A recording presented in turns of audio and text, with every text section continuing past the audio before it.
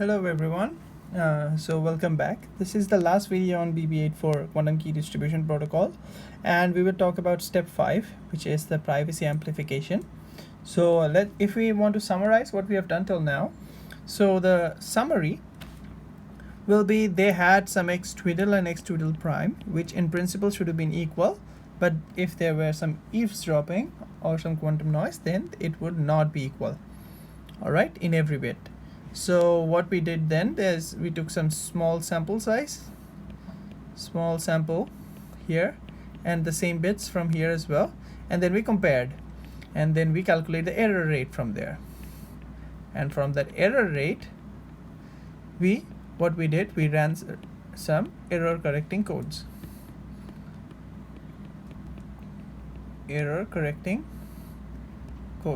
okay. So if you look at it carefully, we had to share these samples to each other via a public channel, right? But in this step, when we do privacy amplification, okay, well, before that, this x twiddle, when the sample was extracted, that was thrown off from the key, right? So the new x twiddle and x twiddle prime was shorter, right? So this privacy amplification will make the key even shorter, but the good thing is it will make impossible for the eavesdropper to even extract any information about the system, about the key. Okay, so how to do that? I will not go to the most general proof, and this is studied in classical cryptography, but I'll try to give you some idea about what's going on. All right, so let's say that I'll try to work out a trivial example. Okay, let's say Eve knows about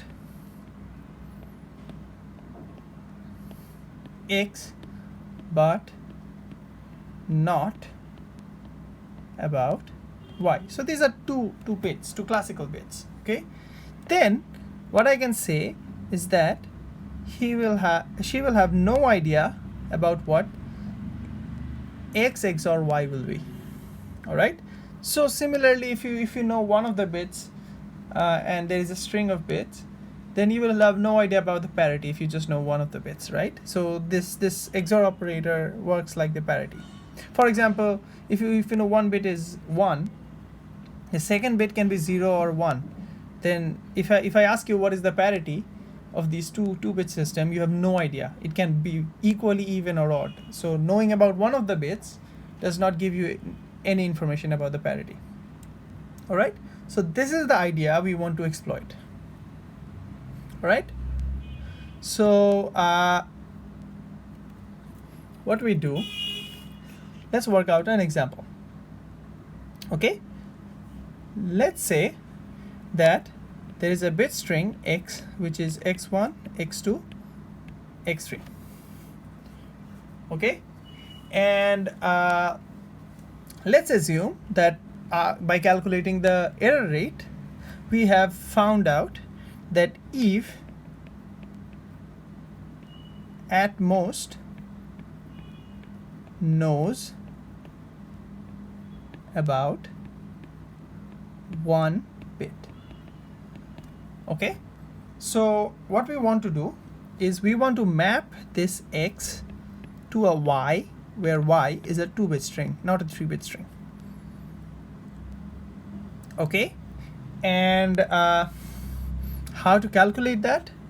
We would calculate it like this: y1 is equal to x1 XOR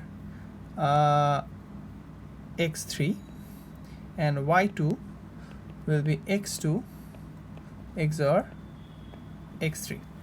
All right, then we are claiming that even if Eve knows about one of the bits in the x string, she will have no idea about the y string. How can we see that? Let's work out an example. Let's say that Eve, okay, let's first denote them, and let's say that Eve knows about x1. Okay, then all the possibilities are 0 0 0 0 1 0 1 0 0 1 1 and the other 4. Okay, let's just look at these 4 for now, and you can calculate the rest by yourself. And then what will be y1 and what will be y2?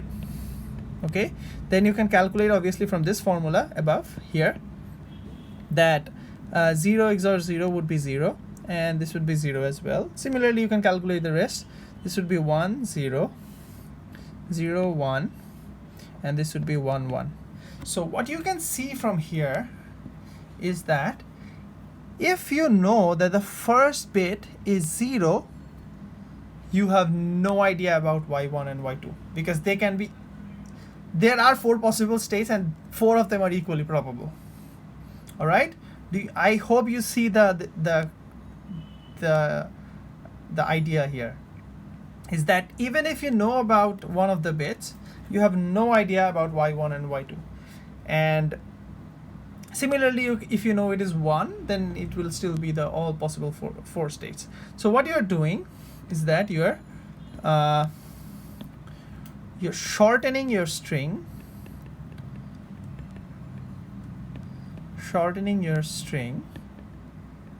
but what you're gaining is more privacy.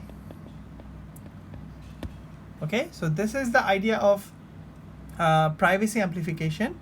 So there is a general theory, I will just state it for you, is that I can write this in a matrix form, y1 and y2, and I can write it as 1 0 1 0 1 1, and this would be x1 x2 x3.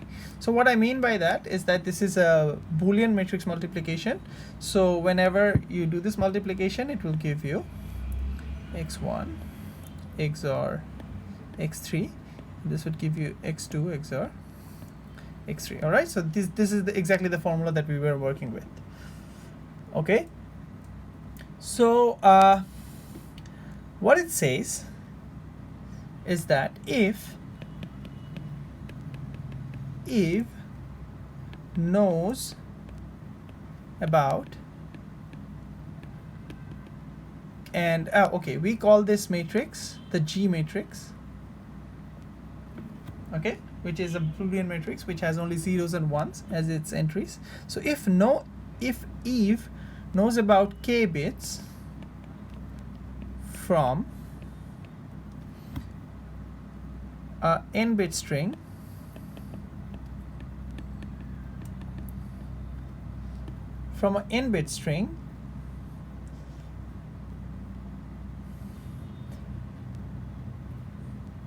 then a Boolean matrix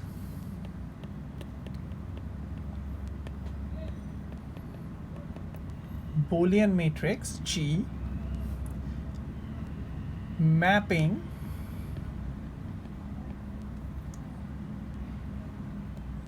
n-bit strings to m-bit strings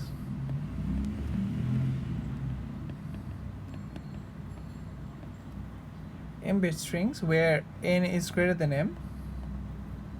Okay, I will explain this in a bit more details once I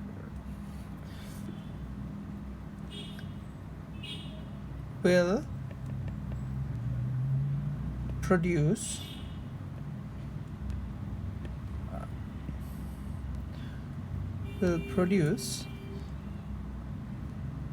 secret-wise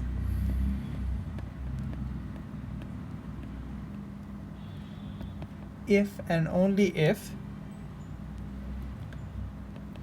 minimum